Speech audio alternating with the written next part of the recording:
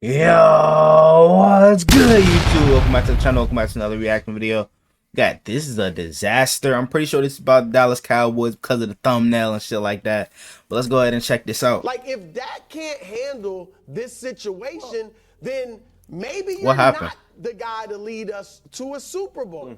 It behooves him to go out and play the absolute best he can so that he can get a deal either with the Cowboys or the next team. Things are potentially looking disastrous for the Dallas Cowboys, and although things haven't gone nuclear yet, when you look at the situation they're in now and where they could be in a year from now, things don't look good for this team. And it's more than just Dak Prescott's contract extension, it's the methodology that the Dallas Cowboys are taking in constructing their team currently. So CeeDee Lamb and Michael Parsons, they got to resign. Zach Martin to help us also coming up as well. Subscribers. And now that we get all that out of the way, Break.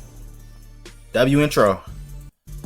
all Dustin Poirier needs is one significant square promo code. You guys know what my for both the quarterback market and the wide receiver market. And if you happen to be a team that needs to extend their starting quarterback and starting wide receiver, then you might be in some trouble. And this doesn't only extend to the Dallas Cowboys. I mean, recently Jamar Chase and T Higgins both decided to skip OTAs in order to protest the fact that they wanted a new contract, which I think that in of itself is another disaster waiting to happen, because I think there's a way imagine I know this might not happen, but bro, imagine the Bengals lose both T Higgins and Jamar Chase, bro. As a Ravens fan, I would be laughing my ass off. I ain't gonna lie to you. Wide receiver contract, and also, but I highly doubt that Chase is gonna be gone. You know what I'm saying? Higgins might be gone, but I don't think Chase is. None other than the Philadelphia Eagles. The Philadelphia Eagles were very proactive in extending Devontae Smith, a player that didn't even need a contract extension this offseason, but the moment they were able to get him to sign on the dotted line, they made sure to pay him his exact value. The Eagles then turned their attention to AJ Brown, a player who also didn't need a contract extension for another year. But with Amon-Ra St. Brown getting paid $77 million guaranteed, and with Jamar Chase, Justin Jefferson, T. And the Eagles were smart with their shit, bro. Contract extensions, they understood that if they hit the ground running and extended their wide receivers sooner rather than later, then they'll save money in the long run. There's obviously pros and cons to doing this. By signing AJ Brown earlier, they're hoping that he could outperform the amount that he's getting paid, and they're hoping that he doesn't sustain a major injury over the next couple of years. The caveat to that is if he sustains a major injury, then it could handicap your team. But more often than not, this happens to be a very intelligent decision. If you feel that the market is starting to inflate, you need to hit the ground running on extending your wide receiver or your quarterback as soon as possible. And I guess this is my problem with the Dallas Cowboys, because historically they've always taken the opposite approach. I mean, the last time Dak Prescott was up for a contract extension was following the 2019 season. The Cowboys could have extended him during that offseason for something like $33 million a year annually, but instead they decided to franchise tag him for the 2020 season. The result, well, Dak Prescott would end up breaking his leg. Oh yeah, I remember that injury. The Cowboys would sign him for significantly more the year after anyway, to a 4-year contract extension for $160 million with $126 million guaranteed. And like, and even then, bro, I don't think Dak was worth that type of money, bro.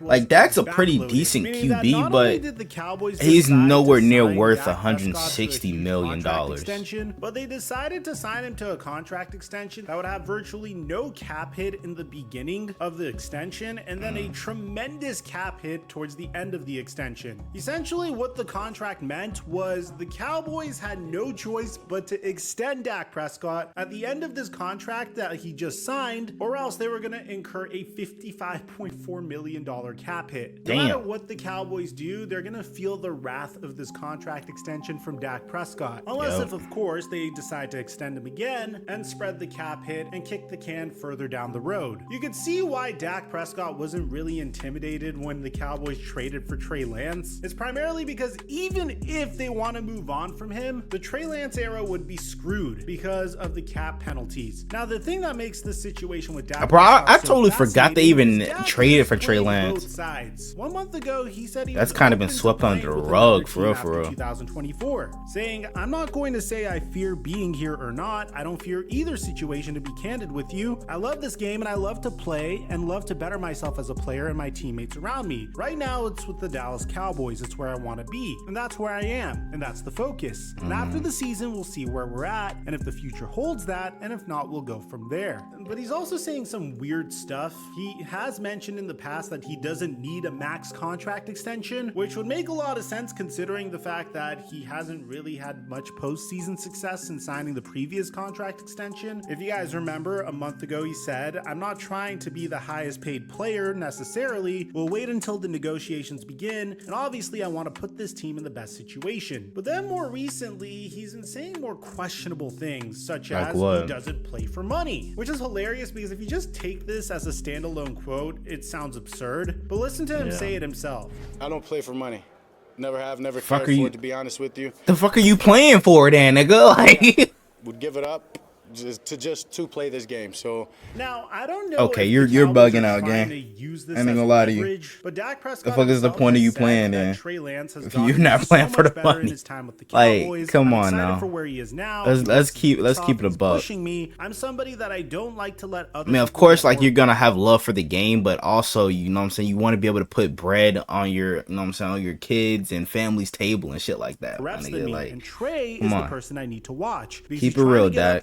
On the rep count. That's a testament to him and how much he's putting into this. I've seen it, he's gotten better, and he can play. Now, when Dak was asked about not being threatened by what Trey could be and how it relates to him and his contract situation, he said, "As long as he's getting better, I promise you I'm getting better. I encourage it. I hope he pushes me. I hope he makes people think. I know where I'll be, and I know who I am. I'm confident in the person and player that I am. I hope he does, and I hope he pushes me." So I don't know if the Cowboys are trying to use Trey Lance as leverage. Trey Lance himself has said he feels way more confident, which is good because I feel like the Cowboys want to take the Jordan Love approach with Trey Lance, which makes a lot of sense considering that Trey Lance was a former top 3 pick and currently just turned 24 years old. He even said that my confidence is much higher than it was. Damn, he just turned 24. Wait, so he was drafted what, the 20 was it 2019 or the 2020 draft? Throughout that first year, I forgot. I feel great about where I'm at, continue to get better, continue to learn, and continue to be a better quarterback. There's this rumor that suggests that Mike McCarthy wanted to stay on as head coach in order to develop Trey Lance.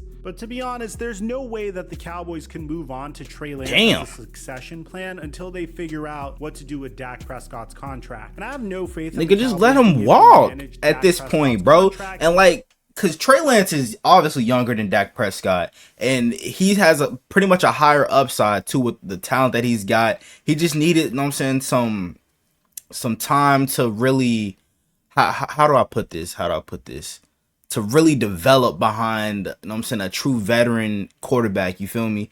Like what he went through with the Niners and shit. Jimmy Garoppolo, he's I wouldn't say your typical franchise guy. You know what I'm saying? Because I feel like Dak is a little better than Jimmy G, but at the end of the day, bro, I feel like they might go that route. You know what I'm saying? Letting Dak walk and then possibly signing Trey Lance to what, a 1 or 2 year deal to see if he can be their guy, or will they just handicap themselves altogether and re-signing Dak Prescott? Because if you re-sign Dak Prescott, you can't re-sign CeeDee Lamb and Michael Parsons, and also you got to re-sign Zach Martin as well. So they're in a big ass hole right now, bro. Like, tremendously, they're in a big ass hole, and I just hope that they can, you know what I'm saying, do everything right. Then after that, you have to figure out how to pay Micah Parsons. Like, you don't need to be some sort of economist or salary capologist or some sort of genius to understand that the longer you wait and the more the salary cap increases, the more you're gonna have to pay your wide. Because I guarantee you, bro, if Justin Jefferson or Jamar Chase gets a contract before CeeDee Lamb, it's gonna be close to 200 mil, bro. Especially for Justin Jefferson. I think his is gonna be like around like 175 million dollars. Same goes for Jamar Chase, maybe a little bit below that. But bro, if they wait till after they get their deal, CeeDee Lamb's gonna want more money. Like, they're just gonna only, you know what I'm saying, shoot themselves in the foot much more, like, if they wait. Same goes, you know what I'm saying, for Michael Parsons. His contract is coming up and shit like that. Who what other edge rushers contract is coming up? Let me try to think. Cause damn, I can't even think what other like edge rusher contract is coming up like that was drafted in the same year as him. I don't know, but bro, if they wait any longer for these contracts, bro, it's gonna get worse from here, bro. It really is. So it's in your best interest to sign that contract sooner rather than later if you're convinced that CeeDee Lamb is your wide receiver one. And even CeeDee Lamb himself says that he's okay waiting on contract talks because he's waiting for Justin Jefferson to sign his. Yo, I ain't even gonna lie, bro. CeeDee Lamb might be a smart idea too, and this might fuck over the Cowboys. Bro, CeeDee Lamb said he's waiting for Justin Jefferson to sign his deal. He's gonna want more money than Justin Jefferson. I ain't even gonna lie, bro. This is gonna be insane. For him to say that, bro, the Dallas Cowboys are in trouble. Like, bro, the Dallas Cowboys are in huge trouble right now, bro. Damn. Deal. CD could be aiming to surpass Justin Jefferson's deal. Could you sit back and think how Hey, bro, he's being smart. I'm not even gonna lie, bro. He's being smart with this because he knows Justin Jefferson's gonna get a huge bag. And CeeDee Lamb, like, I feel like CeeDee Lamb is probably around that number 2 best receiver in the league category. Because I'll put Jefferson, and you could argue CeeDee Lamb or Tyreek Hill to be number 2 wide receiver in the league. But bro, this might either, you know what I'm saying, help CeeDee Lamb or it could hurt the Cowboys. Cause either way, bro, if CeeDee Lamb walks and goes somewhere else, bro, he's gonna get paid a bag. You know what I'm saying? So he's not really sweating it because the Cowboys don't really make it far in the playoffs to begin with. Like, they haven't been to a championship game in since 1990 or some shit like that. Like, bro, this is only gonna hurt Dallas if CeeDee Lamb goes. Paying CeeDee Lamb more money than the best wide receiver in the entire NFL, because that could potentially be a reality, and it's something that the Cowboys have done in the past. The reason why I'm so pessimistic about this team is historically they've just shown an inability to get the most value for their investments, whether it's trading Amari Cooper for a 6th round pick or waiting until the last possible. And what I think they should do if they can't reach a, you know what I'm saying, a deal with CeeDee Lamb, trade him. Like, he's gonna have so much value, bro. Especially if he continues to play like he did last year, this year. He's gonna be like worth like 2 to 3 first round picks or some shit like that. So I would think if they can't reach a deal with him, then just trade him. You know what I'm saying, to the highest bidder. You feel me?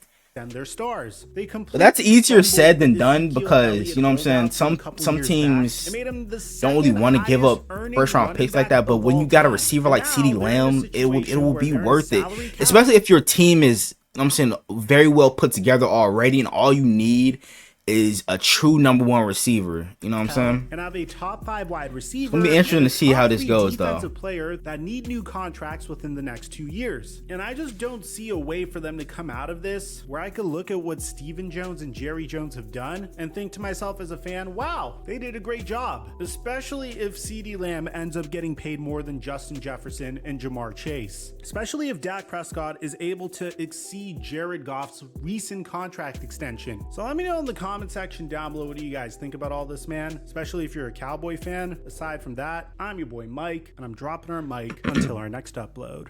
Hey, man, what do you guys think about this whole situation with the contracts for them, bro? I don't know, bro. Like, cause both my parents are Dallas Cowboy fans, and bro, I did not want to see them fucking rage and like goddamn, you know what I'm saying? Cause they're already, you know what I'm saying, over it with McCarthy and Dak and shit like that.